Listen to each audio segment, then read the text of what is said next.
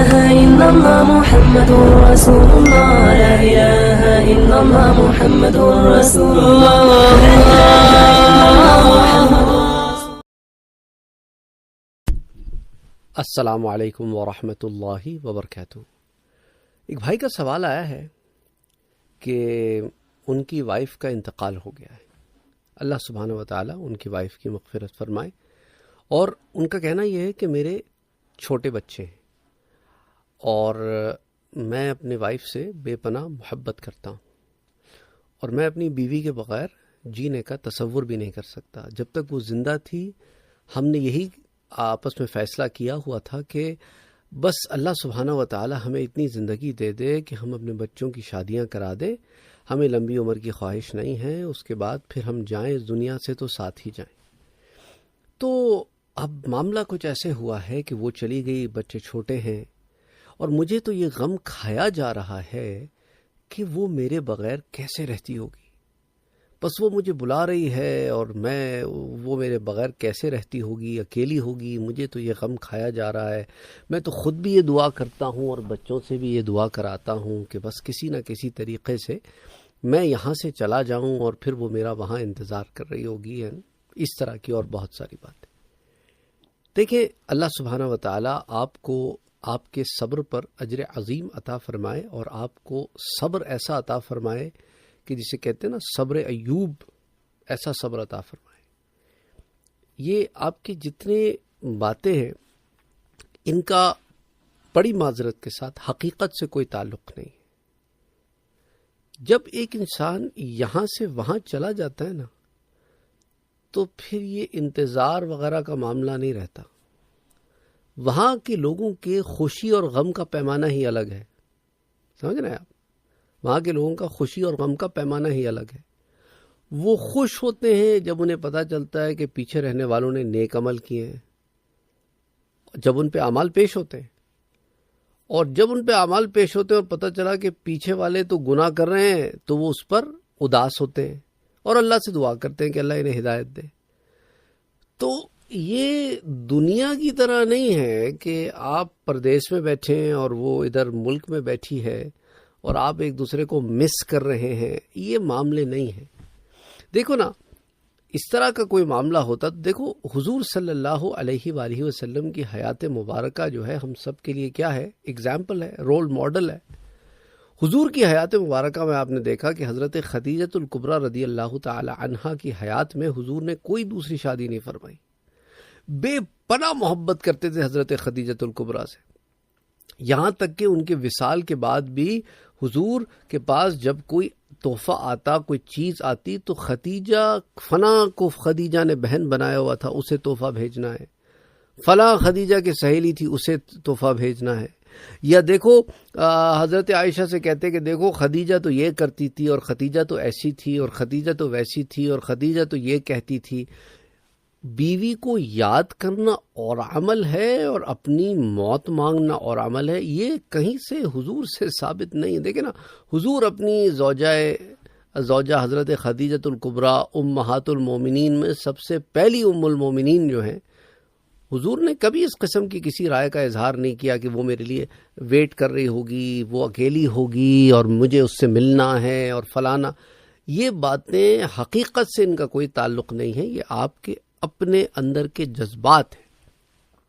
وہ خواب میں آئی, اس نے کہا میں آپ کا انتظار کر رہی ہوں.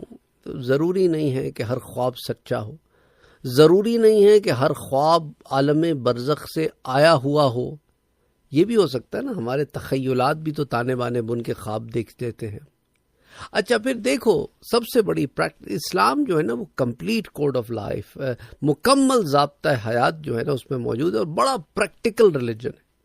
اس میں امپریکٹیکلٹیز نہیں. آپ جو باتیں کر رہے ہیں وہ بہت امپریکٹیکل باتیں, ان کا عملی زندگی سے کوئی تعلق نہیں. آپ کی اپنی جذباتی باتیں. میں آپ بڑا کلیئر کٹ آپ کو کہہ رہا ہوں, برا شاید آپ کو لگے گا. اس کی وجہ یہ ہے کہ دیکھیں اللہ سبحانہ و تعالیٰ نے آپ کے اوپر ابھی 4 بچوں کی ذمہ داری ہے. کس پہ چھوڑ کے جاؤ گے؟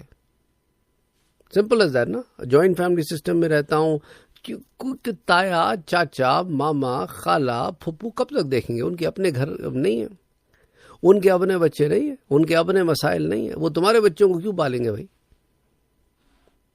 کیوں پالیں گے تمہارے بچوں کو؟ تم دیوداس بنے ہوئے ہو. مطلب برا لگ رہا ہوگا آپ کو، میں بات کر رہا ہوں کیونکہ یہ بات ٹھیک نہیں ہے آپ کی. یہ ایسی بات ہے جس کا اللہ اور اس کے رسول نے کہیں پہ بھی ذکر نہیں کیا کہ اس قسم کی دعائیں مانگو، اس قسم کی کیفیتوں میں چلے جاؤ. مرد کے لیے تو 3 دن کا سوگ ہے. کتنی محبت ہو حضور کو، حضرت خدیجہ سے جتنی محبت تھی اس سے زیادہ محبت تو نہیں ہو سکتی. سمجھ رہے ہو؟ حضور کی والدہ ماجدہ بی بی آمنہ، حضرت عبداللہ حضور کے والد جو ہے، ان کے انتقال کے 6 سال کے بعد ان کا انتقال ہوا، اور فطری نیچرل.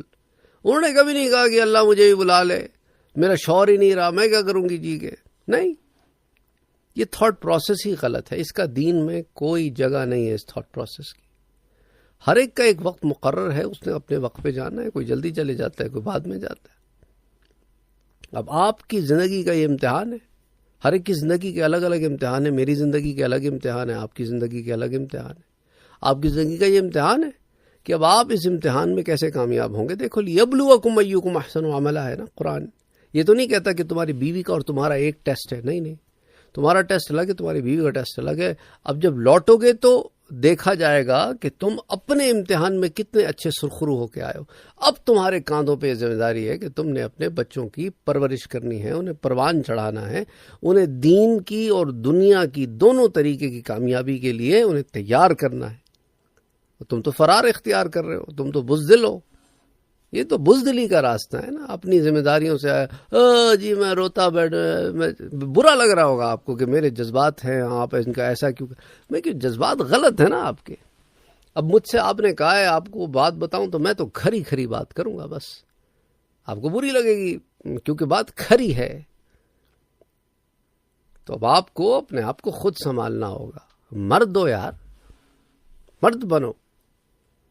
محبت ہوتی ہے، سب کو ہوتی ہے. تمہارا کیا خیال ہے؟ تمہیں ایک الگ محبت ہوئی ہے بس، اور دنیا میں اور کسی کو اپنی بیوی سے محبت نہیں ہوتی. ایک انوکھی محبت ہے تمہاری. یہ شیریں فرہاد قصے کہانیوں میں اچھے لگتے ہیں، زندگی کے ریئل لائف میں ان کا کوئی عمل دخل نہیں ہوتا. ہمارے لیے کیا ہے؟ اللہ کے رسول نے کیا کہا ہے؟ علیکم سنتی، تمہارے لیے تو میری سنت ہے. وہ سنت الخلفاء الراشدین المہدیین، خلفاء راشدین المہدیین کی سنت ہے.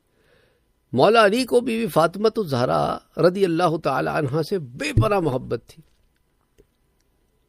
لیکن آپ نے کیا اس طرح کا کوئی عمل کیا حضرت فاطمہ کے انتقال کے بعد؟ نہیں کیا. حالانکہ چھوٹے چھوٹے بچے تھے نا. امام حسن 8 سال کی عمر ہوگی میکسیمم جب حضرت فاطمہ کا انتقال ہوا ہے، اور باقی سارے تو ان سے بھی چھوٹے تھے. حضرت ابو بکر صدیق رضی اللہ تعالی عنہ کا جب انتقال ہوا نا تو اس کے وقت آپ کے پاس ایک چھوٹا بچہ تھا، محمد بن ابی بکر نام تھا اس. اور پھر ان کی بیوی جو تھی وہ حضرت جعفر طیار کی بیوی تھیں، جنہوں نے پھر حضرت ابو بکر نے ان سے شادی کی. اور اسماء بنت عمیس جو تھیں ان سے پھر حضرت ابو بکر کے انتقال کے بعد حضرت علی نے شادی کی. تب تک حضرت فاطمہ کا بھی انتقال ہو چکا تھا. حضرت علی نے اسماء بنت عمیس سے شادی کی، اور محمد بن ابی بکر کو حضرت علی نے پالا ہے جو حضرت ابو بکر کے بیٹے ہیں. ان لوگوں کی زندگی میں تو آپ کو اس طرح کی کوئی باتیں نہیں نظر آئیں گی. حضرت عثمان غنی رضی اللہ تعالی عنہ ذو النورین ہے. حضور صلی اللہ علیہ وسلم کی ایک کے بعد دوسری صاحبزادی کی آپ سے شادی ہوئی. حضرت رقیہ کی ہوئی، پھر حضرت ام کلثوم کی ہوئی. اس کے بعد حضور نے کہا کہ میری اور بیٹیاں ہوتی تو عثمان سے بیعت دیتا، لیکن میرے پاس اور بیٹیاں ہیں نہیں، تو عثمان اب تمہارا جدھر شادی کرنے کر سکتے ہو. تو حضرت عثمان کی زندگی میں بھی آپ کو ایسی کوئی بات نہیں ملتی، نہ حضرت عمر کی زندگی میں ایسی کوئی بات ملتی ہے. کیا ان لوگوں کے دل نہیں تھے، یا ان لوگوں کے جذبات نہیں تھے، یا ان لوگوں کو اپنی بیویوں سے محبت نہیں تھی؟ مطلب سوچو نا ذرا. اتنی ذمہ داری پڑی ہوئی ہے، 4 بچوں کی ذمہ داری. یار یہ ذمہ داری بندے کے اوپر ایسی ہوتی ہے، بندہ کہے یار اس کو تو جٹ جاتا ہے نا، بالکل کولو کے بیل کی طرح جت جاتا ہے. سمجھتے ہو؟ کھیت میں جو بیل جتے ہوتے ہیں نا، اور لگا ہوا ہے، محنت کر رہا ہے کہ میں نے اس زمین کو سینچنا ہے، اس میں میں نے بیج ڈالے ہیں، میں نے اس میں فصل اگانی ہے. اللہ کے حکم سے، اللہ سے مدد مانگو اور محنت کرو. یہ کیا طریقہ کار ہے؟ یہ کوئی طریقہ کار نہیں ہے. اگین میری باتیں بری لگ رہی ہوں گی تو لگیں، کیونکہ نصیحت کبھی ایسی ہوتی ہے کہ کاٹے آپ کو تاکہ آپ صحیح معنی میں آگے پھلے. سمجھ آئی بات آپ کو؟ دیکھیں نا، کبھی ایک سے دوسرے شاخ لگانی ہوتی ہے تو ایک پودے سے دوسرا پودا بنانے کے لیے اس کو تھوڑی تکلیف دینی پڑتی ہے. اس کی شاخ کاٹ کے اس کی قلم نکال کے پھر لگائی جاتی ہے. تکلیف دو گے نہیں تو کیسے ہوگا معاملہ آگے؟ تو آپ کو اگر صحیح معنی میں صلح چاہیے تو آپ کے لیے یہی صلاح ہے کہ ہوش کے ناخن لیں، عملی زندگی میں آئیں، اپنی ذمہ داریوں کو پورا کریں، اپنی ذمہ داریوں سے نہ بھاگیں، اپنے جذبات اور احساسات کو قبول کریں. اور اسی لیے صبر کرنے والوں کا اجر اتنا زیادہ ہے، کیونکہ صبر کرنا اتنا مشکل کام جو ہے. سمجھ آئی بات؟ تو ان اللہ مع الصابرین کو کوئی چھوٹی موٹی بات نہ سمجھنا کہ اللہ صبر کرنے والوں کے ساتھ. یہ جو اتنے عرصے سے صبر پر بات ہو رہی ہے، اس کی وجہ یہ ہے کیونکہ کام مشکل ہے. اچھا، پھر آگے سے مجھے کسی نے بتایا کہ سر وہ چینل کے اوپر کچھ ایسے بھی لوگ آ گئے ہیں جو آپ لوگوں کو صبر کی تلقین کر رہے ہیں، اور وہ کہتے پھرتے ہیں کہ تمہیں اور کوئی کام نہیں ہے اور کوئی ٹاپک نہیں ہے تمہارے پاس بات کرنے کے لیے. مطلب ہمیشہ کوئی نہ کوئی نیگیٹو لوگ ایسے ہوتے ہیں. میں آپ سے بھی کہتا ہوں انہیں اگنور کریں، ہم بھی انہیں اگنور کرتے ہیں، کوئی جواب نہیں دیتے. میں نے ان سے بھی کہا انہیں کوئی جواب نہ دو. ان کا کام یہ ہے، آپ سونے کا محل بھی بنا لیں تو انہوں نے اس میں نقص نکالنے ہیں. لیکن افسوس کی بات یہ ہے کہ ایسے بے حس لوگ ہیں کہ انہیں یہی پتا ہے کہ بس میری کیا ضرورت ہے، یہ نہیں پتا کہ دوسرے لوگوں کی کیا ضرورت ہو سکتی ہے. بہرحال اللہ سبحانہ وتعالی سب کے لیے آسانیاں پیدا فرمائے. یہ نہ سمجھنا کہ ہم پر کبھی کوئی غم نہیں آئے. یہ باتیں ہم نے کر رہے ہیں نا تم سے، یہ نہ سمجھنا کہ ہم نے کبھی کچھ دیکھا نہیں ہے، کبھی کچھ سہا نہیں ہے، کبھی تڑپے نہیں ہیں. پر فیزز آف لائف ہوتے ہیں، خود سٹرانگ ہو کے اس سے لڑنا پڑتا ہے. اللہ نے انسان کو اشرف المخلوقات ایسی ہی تھوڑی بنا ہے. یہ جو کچھ تو خون کرے گا فرشتوں نے کہا تھا نا، تو اللہ نے کیا کہا، اسے علم دوں گا میں. تو علم ایک ایسا زبردست ہتھیار ہے کہ دیکھو نا، علم تھا نا، وہ حضرت سلیمان علیہ السلام کے دربار میں آصف ابن برخیہ کے پاس علم تھا. اس علم کی وجہ سے انہوں نے کیا کیا، ایک بڑے دیو ہیکل جن عفریت من الجن کو بھی پچھاڑ دیا. اس کے ٹائم فریم سے پتہ نہیں 1/10,000 ٹائم فریم میں وہ چیز لے آئے جو وہ 100 آدھے دن میں لا رہا تھا، یہ اس کو ایک پلک میں لے آئے.